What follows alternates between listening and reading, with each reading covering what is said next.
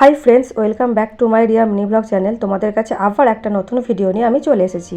তো দেখো, আজকে আমি সকাল সকাল স্নান করে নিয়েছি। তো মা আজকে আমাকে বললো রান্না করতে। তো আজকে আমি কি কি রান্না করলাম সেটাই তোমাদের সাথে শেয়ার করব। তো তোমরা আমার ভিডিওটা প্রথম থেকে শেষ পর্যন্ত দেখতে থাকো। চলো রান্নাঘরে যাওয়া যাক। তো দেখো, এখানে আমি সব সবজিগুলো কেটে নিয়েছি। এখানে আলু কাটা আছে, তার পাশাপাশি এখানে উচ্ছে কাটা আছে, এখানে বরবটি কাটা আছে। তো আজকে রান্না হবে পটল আলুর তরকারি, উচ্ছে ভাজা আর বরবটি ভাজা। তো চলো সেটা কীভাবে করছি তোমাদের দেখাবো। চলো। তো দেখো, এখানে কড়াইয়ে প্রথমে তেল দিয়ে আমি একটু নুন আর সামান্য হলুদ গুঁড়ো দিয়ে পটলগুলোকে ভেজে নিচ্ছি। তো দেখো, পটলগুলো এবার ভেজে নিচ্ছি। তো অলমোস্ট পটলগুলো ভাজা হয়ে গেছে। তো ভাজার পর এবার পটলগুলোকে আস্তে আস্তে তেল ছেঁকে ছেঁকে তুলে নেবো। তো দেখো, তো তুলে নিয়েছি। তো তারপর সেই তেলের মধ্যে আমি দিয়ে দিলাম কেটে রাখা আলুগুলো। তো আলুগুলো এইভাবে আমি দিয়ে দিলাম। তো আস্তে আস্তে নাড়তে থাকবো। তো আলুগুলোকেও পটলের মতো করেই ভাজতে হবে। তো দেখো, আমি ভাজতে থাকি, তোমরা দেখতে থাকো ভিডিওটা। তো দেখো, এখানে মোটামুটি আলুটা ভাজা হয়ে গেছে, কারণ আলুর কালারটা চেঞ্জ হয়ে গেছে, তোমরা দেখতে পাচ্ছ। তো এইভাবে তেল ছেঁকে ছেঁকে আলুগুলোকে আমি এবার তুলে নেব একটা জায়গায়। তো দেখো তোমরা, তো এইভাবে তুলে নিলাম। তো এবার সেই কড়াইতেই আমি কেটে রাখা বরবটিগুলো দিয়ে দেবো। তো বরবটিগুলো ভাজতে হলে প্রথমে তেলের মধ্যে দিতে হবে, তাই জন্য আমি সেখানে দিয়ে দিলাম। তো আস্তে আস্তে এটা নাড়তে থাকবো। দেখো, প্রচুর ধোয়া হচ্ছিলো, তেলটা একটু বেশি হয়ে গেছিলো বলে। তো তারপর আস্তে আস্তে আমি নাড়তে থাকবো। তো তার মধ্যে কী কী দিচ্ছি দেখো। তো অল্প ভাজা হয়ে গেছে, তার মধ্যে আমি দেবো পরিমাণ মতো লবণ। তো তারপর দেবো পরিমাণ মতো হলুদ গুঁড়ো দিয়ে আস্তে আস্তে এটা নাড়তে থাকবো। দেখো, তো এটা লো ফ্লেমে করতে হবে, গ্যাসটা একটু কম আঁচে করতে হবে। তো সেইভাবে আস্তে আস্তে ভাজতে থাকছি, এটা আমি কোনো রকম জল দেবো না। তো দেখো, এইভাবে ভাজা হয়ে গেছে। তো আস্তে আস্তে তেল ছেঁকে ছেঁকে এবার বরবটিগুলো তুলে নেবো। তো বরবটি ভাজা হয়ে গেল। তো তারপর আমি চলো কড়াইটা পরিষ্কার করে নিই। তো কড়াইটাই পরিষ্কার করে নিয়েছি। তো এতে দেবো পরিমাণ মতো তেল, এটা পটল আলু রান্না করার জন্য। তো তেলটা দিয়ে আমি দিয়ে দিলাম। তো তেলটা গরম হয়ে গেলে তাতে আমি দিয়ে দেবো একটা তেজপাতা কুচি।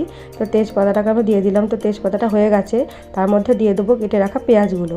তো পেঁয়াজগুলো দেওয়া হয়ে গেল। দেখো, তো পেঁয়াজগুলো আস্তে আস্তে ভাজতে থাকছি। তো পেঁয়াজের কালারটা যখন আস্তে আস্তে চেঞ্জ হবে, তার মধ্যে একে একে মশলা অ্যাড করবো। তো কী কী মশলা অ্যাড করছি দেখো। তো এখানে রেখেছি আমি আদা রসুনের বাটা, তার মধ্যে দিয়ে দিলাম পরিমাণ মতো হলুদ গুঁড়ো, আর দিয়ে দেবো পরিমাণ মতো জিরে গুঁড়ো। তো এইভাবে অবশ্য তোমরা সবাই জানো যে পটল আলু কীভাবে রান্না করে, তাও তোমাদের আমি দেখালাম। তো দেখো, এখানে জিরে গুঁড়োটা দিয়ে দিলাম। তো তারপর মশলাগুলো সব মিক্স করে এটা আমি এবার ভাজা পেঁয়াজের মধ্যে দিয়ে দেবো। দেখো, দিয়ে দিয়েছি। তো আস্তে আস্তে নাড়তে থাকবো। তো এইভাবে আস্তে আস্তে মশলাটাকে কষাতে হবে। তো এইভাবে আমি অনেকক্ষণ ধরে মশলাটাকে কষাবো। দেখো, এইভাবে নাড়িয়ে নাড়িয়ে কষাচ্ছি। তো দেখো, মশলাটা হোক, হালকা পরিমাণে আমি একটু জল দিলাম। তো জল দেওয়ার পর মশলাটা মোটামুটি হয়ে এসেছে। তারপর আমি একটু দিয়ে দিলাম কোচানো টমেটোগুলো। তো অনেকে টমেটোগুলো পেঁয়াজের সাথে দেয়, কিন্তু আমি টমেটো পেঁয়াজের সাথে দিই না, মশলা কষানোর সময় দিই।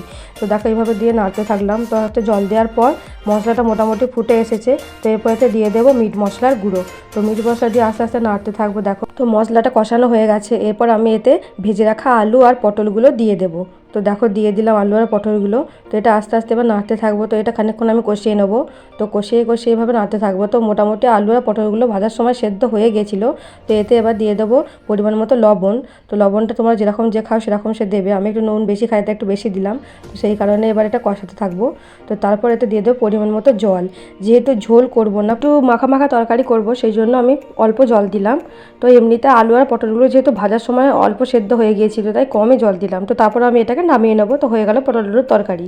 তো এরপর দিয়ে দিলাম কড়াইয়ে উচ্ছে ভাজা করার জন্য উচ্ছে।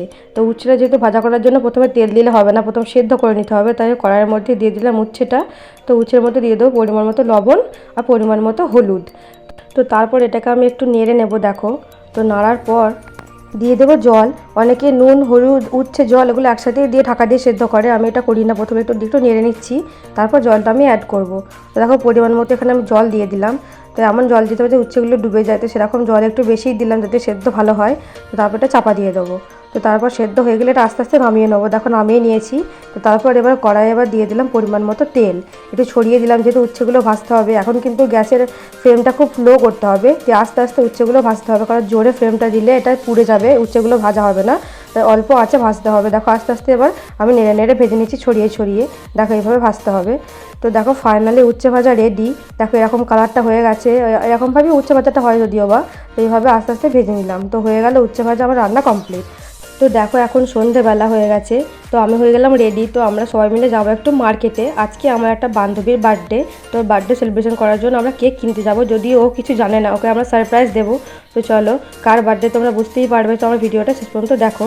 তো চলো যাওয়া যাক। দেখো আমরা সবাই যাচ্ছি, আমরা 4 জন যাচ্ছি। তো আমরা 4 জন কে যাচ্ছি তোমরা একটু পরেই জানতে পারবে। যেহেতু আমাদের বাড়ি থেকে কেকের দোকান খুবই কাছে, তাই আমরা 4 জন হেঁটে এসেছি। তো দেখো কেকের দোকানে চলে এসেছি, এখানে সবাই দাঁড়িয়ে আছে। তো কেক বার করতে বললাম, তো কাকু আমাদের অনেক ভালো ভালো কেক দেখালো। দেখো কেকগুলো তোমরা একটু দেখে নাও, তোমাদের ভিডিও করে দেখিয়ে দিই। দেখো সবগুলো দেখতে থাকো।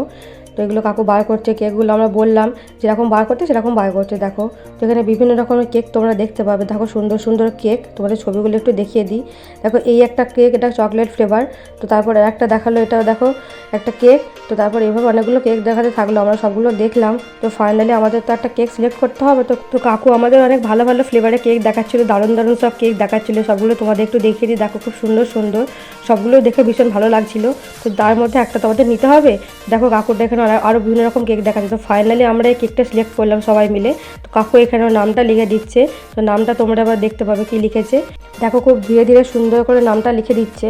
তো জিজ্ঞেস করছিল বাংলা না ইংলিশে লিখবে, আমরা বললাম যেরকমভাবে সেরকম লেখা, অসুবিধা কিছু নেই। তো লিখে দিল, দেখো দিশারি লিখে দিয়ে খুব সুন্দর বাংলায় লেখাটা লাগছে। তো এইভাবে কেকটা রেডি হয়ে গেল। তো কাকু আমাদেরকে একটা কেকটাকে প্যাকিং করে এখানে দিয়ে দিল। দেখো কৌস্তব নিয়ে নিল কেকটা, আরও অনেক কিছু নিয়েছিলাম তার মধ্যে ভরে দিল। তো দেখো এখানে কেকে আছে, এটা রিম্পা, এটা হচ্ছে কৌস্তব, তোমরা সবাই চেনো, আর এটা হলো প্রিয়াঙ্কা। সবাই আমরা গেছিলাম। তো ফাইনালি দেখো এখানে এসে ওকে কেমন সারপ্রাইজ দিয়েছে। আমরা ওর ঘরে ঢুকেছিলাম, দিয়ে অন্ধকারে লাইটটা অফ করে বসেছিলাম, দিয়ে ও এলো। ও জানতো না আমরা এত কিছু করবো, তার মধ্যে স্নো স্প্রে দিয়ে কি অবস্থা করেছি দেখো। তার মধ্যে ঘরের লাইটটা জ্বালালাম। দেখো খুব চমকে গিয়েছিলো, খুব ভয় পেয়ে গেছিলো, ভাবতেই পারে না আমরা এইসব কিছু করবো। ও গিয়েছিলো একটু অন্য জায়গায়, সেখান থেকে এসে ঘরে ঢুকে দেখলো এইসব আমরা করেছি। তো ও খুব সারপ্রাইজ হয়েছিল, খুব মজাও পেয়েছিল। দেখো কেকটা এখানে আমরা বিছানার মধ্যে রেডি করে দিয়েছি। দেখো এবার কেকটা কাটবে, তোমরা দেখতে থাকো ভিডিওটা আমার। দেখো সবাই এখানে, আমরা যতগুলো বান্ধবী ছিলাম, মানে যতদিন মিলে আমরা করেছি, সবাই এখানে উপস্থিত হয়ে গেছে। এবারও কেকটা কাটবে। এই যে ওখানে বসে আছে, সবাই এখানে বসে আছে, এটা প্রিয়াঙ্কা। তো দেখো এখানে সবাই আছে, ওটা ওর বোন, এটা সাথী, এটাকে তোমরা আগেই বললাম রিম্পা, এটা কৌস্তব। দেখো সবাই এখানে হাই করে দিল। তো এবার কেক কাটার পর্ব চলো। দেখো এটা একটা জামা ও দিদি ওকে দিয়েছে, ও দিদি বলতে একটা পাশের বাড়ির দিদি ওকে গিফট করেছে আজকে বার্থডেতে। তো দেখো এই জামাটাও খুললো, সেটা আমি ভিডিও করে দেখালাম। তো এই জামাটা পরেও কেকটা কাটবে। তো দেখো জামাটা পরে নিয়েছে, এবার কেক কাটার পালা। দেখো ও ম্যাজিক ক্যান্ডেলটা জ্বলছে বলে ভয় পাচ্ছিল, তো নেভার পরেও কেকটা কাটতে শুরু করবে। দেখো সবাই মিলে আমরা খুব মজা করলাম, তোমরা বুঝতেই পারছো। এবার কেকটা কাটা শুরু হলো। দেখো আমরা সবাই উইশ করছিলাম। তো এইভাবে কেকটা কাটলো। দেখো স্নো স্প্রেতে কি অবস্থা করেছে, কেকের ওপর স্নো স্প্রে পড়ে গেছিলো। দেখো সবাই মিলে ওর বিছানাটা কি অবস্থা করলাম আমরা, যা হই হই করেছি। তো দেখো এইভাবেও খুব মজা পেয়েছে। তো কেকটা কেটে আস্তে আস্তে সবাইকে এবার খাইয়ে দেবে একে একে। দেখো সেটাও তোমাদের ভিডিও করে দেখিয়ে দিলাম। দেখো সবাইকে খাইয়ে দিচ্ছে ওটা। আর দেখো কেকটা ফিসাকে কীভাবে খাইয়ে দিচ্ছে, বাবা কী অবস্থা। তো এইভাবে সব কিছু আমাদের হলো, সবাই মিলে কেক খেয়ে নিলাম, আমরাও খেয়ে নিলাম। তো শেষে কেক মাখামাখিও প্রচুর হয়েছিল। এই যে গিফটটা দেখতে পাচ্ছ, এটা ওর বোন ওকে দিয়েছে, যেহেতু ওর ছোটো বোন, ও যেভাবে পেরেছে সেভাবে দিয়েছে। ভেতরে একটা ক্যাডবেরি সেলিব্রেশন ছিল। তো সেইভাবে আমরা সবাই মিলে খুব কেক মাখামাখি করলাম, সেই দিনটা খুব মজা করলাম। আর দিশারিরও খুব মজা হয়েছিল, আমাদেরকে সেটা শেয়ার করলো। দেখো গিফটটা খুলছে, তো সেটা তোমাদের একটু দেখিয়ে দিই। তো এইভাবে আমাদের দিনটা খুব ভালো করে কাটলো। তো আজকে আমার ভিডিওটা এই পর্যন্তই। ভালো লাগলে তোমরা লাইক, কমেন্ট, শেয়ার এবং চ্যানেলটাকে সাবস্ক্রাইব করে দিও। তো দেখো সব শেষে এখানে কেক মেখে সবাইকার মুখের অবস্থা পুরো ভূতের মতো হয়ে গেছে। দেখো আর এখানে তো রিম্পা কৌস্তবকে প্রচুর কেক মাখিয়ে কী অবস্থা করেছে দেখো। বাই।